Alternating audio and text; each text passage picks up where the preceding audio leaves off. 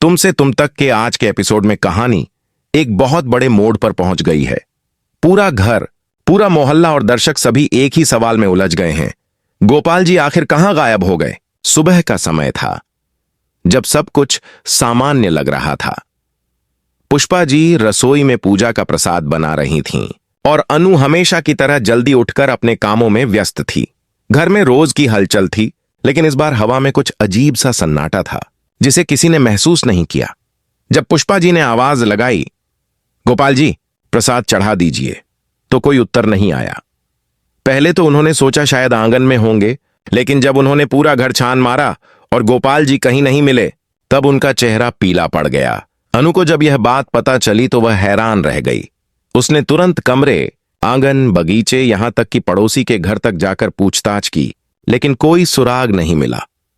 पुष्पा जी का दिल जैसे बैठ गया था। उनके हाथ कांप रहे थे, आंखों में आंसू थे और बार बार वे कह रही थीं, ऐसा तो उन्होंने कभी नहीं किया, वे बिना बताए कहीं नहीं जाते। अनु ने उन्हें संभालने की कोशिश की, लेकिन उसके अपने दिल में डर की लहर दौड़ रही थी। वह जानती थी कि हाल ही में घर में कुछ अजीब घटनाएं घट रही थीं, जैसे रात को दरवाजे खुल जाना, कुछ आवाजें आना और गोपाल जी का अचानक चिंतित हो जाना। धीरे धीरे पूरी कॉलोनी में खबर फैल गई, गोपाल जी लापता हैं। पड़ोसी एकत्र होने लगे, पुलिस को सूचना दी गई। इंस्पेक्टर राठौर अपनी टीम के साथ पहुंचे और उन्होंने पूछताछ शुरू की। घर का हर कोना देखा गया।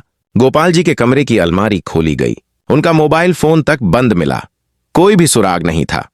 अनु को याद आया कि कल रात उन्होंने गोपाल जी को किसी से फोन पर बहस करते सुना था, लेकिन वे कुछ समझ नहीं पाई थीं। अब वही बातचीत उसके दिमाग में गूंज रही थी।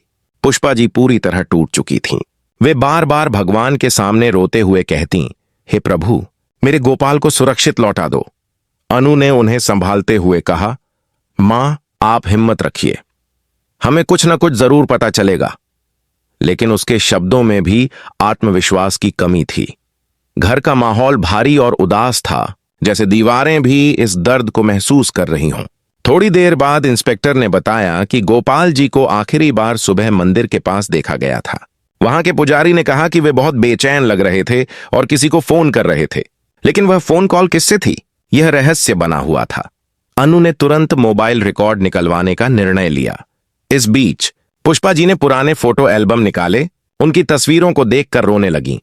हर फोटो उनके बीते वक्त की याद दिला रहा था, शादी की तस्वीरें, बच्चों के बचपन के पल और त्योहारों की खुशियां। अनु को कुछ पुरानी बात याद आई। पिछले हफ्ते ही घर में कुछ दस्तावेज आए थे जिन पर गोपाल जी ने किसी के नाम साइन किए थे। उस समय उन्होंने पूछा था, पर गोपाल जी ने कहा था, कुछ नहीं, बस पुराने अकाउंट क्लियर कर रहा हूं। अब वही कागज अनु को शक की जड़ लग रहे थे। उसने उन कागजों को खोजा और पाया कि वे किसी संपत्ति से जुड़े थे। अनु ने सब कुछ पुलिस को दिखाया। इंस्पेक्टर ने फाइल देखकर कहा, मैडम, यह तो किसी बड़े धोखे का मामला लग रहा है। घर में हलचल बढ़ गई थी। पुष्पा जी बार बार दरवाजे की ओर देखतीं, जैसे उम्मीद कर रही हों कि अभी गोपाल जी लौट आएंगे। लेकिन समय बीतता गया और कोई खबर नहीं आई। अनु ने अपने आप से वादा किया कि वह सच्चाई का पता लगाकर रहेगी। उसी रात उसने गोपाल जी के कमरे में बैठकर कुछ पुराने कागज पलटने शुरू किए। एक डायरी मिली जिसमें कुछ अधूरे वाक्य थे। अगर मुझे कुछ हो जाए तो, आगे के पन्ने फटे हुए थे। अनु का दिल जोर से धड़कने लगा। वह समझ गई कि यह कोई साधारण गुमशुदगी नहीं है, बल्कि किसी गहरे राज की शुरुआत है। रात गहरी होती जा रही थी। बाहर बारिश शुरू हो गई थी। बिजली भी कुछ समय के लिए चली गई और घर के अंदर सिर्फ मोमबत्ती की लौ टिमटिमा रही थी। पुष्पा जी सो नहीं पा रही थीं। वे बार बार दरवाजे की ओर देखतीं, जैसे किसी की प्रतीक्षा में हों। अनु खिड़की के पास खड़ी थी, बाहर की अंधेरी सड़क को देख रही थी, जहां से कोई भी आता जाता नजर नहीं आ रहा था। तभी अचानक फोन बजा। अनजान नंबर था। अनु ने कांपते हाथों से फोन उठाया। दूसरी ओर से धीमी आवाज आई, अगर गोपाल जी को सुरक्षित देखना चाहती हो तो पुलिस से दूर रहो। और कॉल कट गई। अनु के पैरों तले जमीन खिसक गई। वह तुरंत इंस्पेक्टर को फोन करने ही वाली थी कि पुष्पा जी ने उसका हाथ पकड़ लिया और कहा, ना बेटी, पहले सोच समझकर कदम उठा, कहीं हमारे गोपाल को कुछ हो ना जाए। अनु की आंखों में आंसू आ गए। अब उसे समझ आ गया था कि गोपाल जी की गुमशुदगी के पीछे सिर्फ एक संयोग नहीं, बल्कि कोई साजिश छिपी है। रात की उस डरावनी कॉल के बाद से अनु की नींद जैसे गायब हो गई थी। हर पल उसे वही शब्द याद आ रहे थे। अगर गोपाल जी को सुरक्षित देखना चाहती हो तो पुलिस से दूर रहो। वह जानती थी कि डरना अब विकल्प नहीं था। अगर उसने कुछ नहीं किया तो शायद गोपाल जी कभी वापस नहीं आएंगे। अगले ही सुबह अनु ने मंदिर जाकर भगवान से प्रार्थना की और फिर अपने मिशन की शुरुआत की। पुलिस को उसने इस बार पूरी सच्चाई नहीं बताई, बल्कि खुद से जांच शुरू की। उसने गोपाल जी के कमरे की अलमारी को दोबारा खंगाला और पीछे की दीवार पर एक छोटा सा छेद देखा जो पहले कभी ध्यान में नहीं आया था। जब उसने उसमें हाथ डाला तो एक छोटा लिफाफा निकला। लिफाफे के अंदर एक चिट्ठी थी। अगर मैं गायब हो जाऊं तो समझ लेना कि जो मुझसे मिलने आया था वही मेरा सबसे बड़ा दुश्मन है। उसका नाम लेना भी खतरनाक है। अनु का दिल धक से रह गया। उसने सोचा कि आखिर वह व्यक्ति कौन था जो गोपाल जी से मिलने आया था। तभी पुष्पा जी ने बताया कि 2 दिन पहले एक अनजान आदमी आया था जो खुद को गोपाल जी का पुराना दोस्त बता रहा था। उसका नाम था रघुनाथ सिंह। वह आधा घंटा कमरे में रहा, फिर जल्दी जल्दी निकल गया।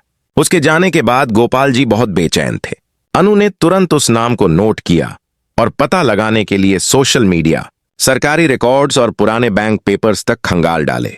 पता चला कि रघुनाथ सिंह का नाम कई पुराने जमीन विवादों में आ चुका है और चौंकाने वाली बात यह थी कि उन्हीं दस्तावेजों में गोपाल जी का भी नाम दर्ज था। यानी यह सब किसी पुरानी साजिश की जड़ें थीं। उधर पुष्पा जी की हालत दिन ब दिन बिगड़ती जा रही थी।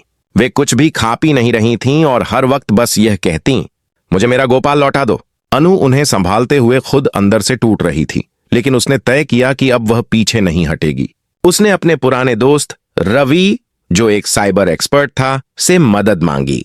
रवि ने गोपाल जी के मोबाइल का डेटा रिकवर करने की कोशिश की और आखिरकार एक ऑडियो फाइल मिली। उसमें गोपाल जी की आवाज थी, रघुनाथ, तुम मुझे ब्लैकमेल नहीं कर सकते। वो जमीन मेरी नहीं, अनाथालय की है। मैं उसे बेच नहीं सकता। फिर आवाज बंद हो जाती है और कुछ कदमों की आहट सुनाई देती है। उसके बाद सिर्फ सन्नाटा। अनु ने जब यह सुना तो उसकी रूह कांप उठी। अब मामला सिर्फ गुमशुदगी का नहीं बल्कि अपराध का था। अनु ने तय किया कि वह रघुनाथ का सामना खुद करेगी। वह उस पते पर पहुंची जहां उसका ऑफिस था। ऑफिस बंद था, लेकिन गार्ड ने बताया कि वह पिछले 2 दिनों से नहीं आया है। अनु ने आसपास के सीसीटीवी कैमरों की फुटेज मंगाई। फुटेज में दिखा कि गोपाल जी और रघुनाथ एक ही टैक्सी में कहीं जा रहे थे। कैमरे का टाइम था सुबह 6:45, लेकिन उसके बाद दोनों किसी भी कैमरे में नजर नहीं आए। रात होते होते खबर आई कि शहर के बाहर पुराने पुल के पास किसी बुजुर्ग आदमी के कपड़े मिले हैं। पुलिस ने अनु को बुलाया। जब वह वहां पहुंची तो पुष्पा जी भी साथ थीं। वह पल बहुत भारी था। कपड़े सच में गोपाल जी के ही थे। पुष्पा जी वहीं गिर पड़ीं और अनु की आंखों से आंसू रुकने का नाम नहीं ले रहे थे।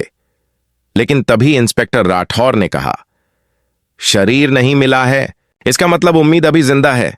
अगले दिन एक अनजान नंबर से फिर कॉल आया। इस बार वही आवाज बोली, गोपाल जिंदा हैं, लेकिन अगर पुलिस को बताया तो तुम दोनों को नहीं छोड़ेंगे। अनु ने जवाब दिया, अगर तुम सच्चे हो तो बता दो कि वे कहां हैं।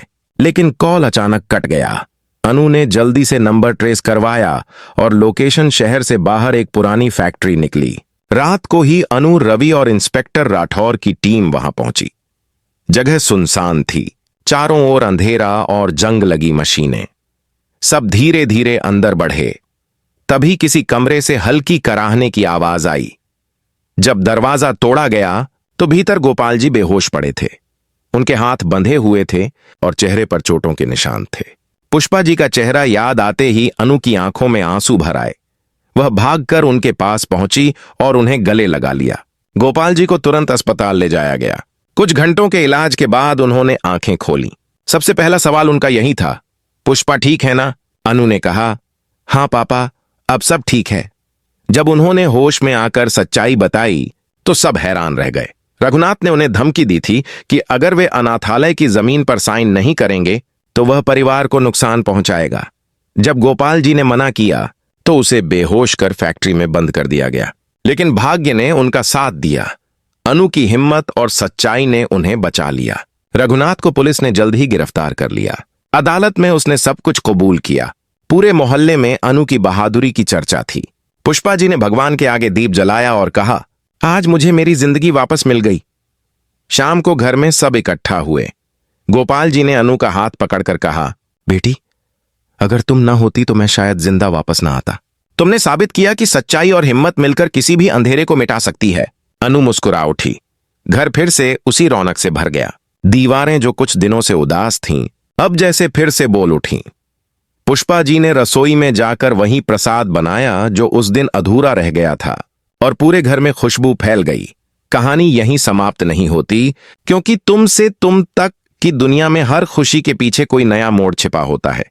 लेकिन आज के एपिसोड का अंत उम्मीद, प्रेम और साहस की उस भावना से हुआ जिसने दर्शकों के दिल को छू लिया।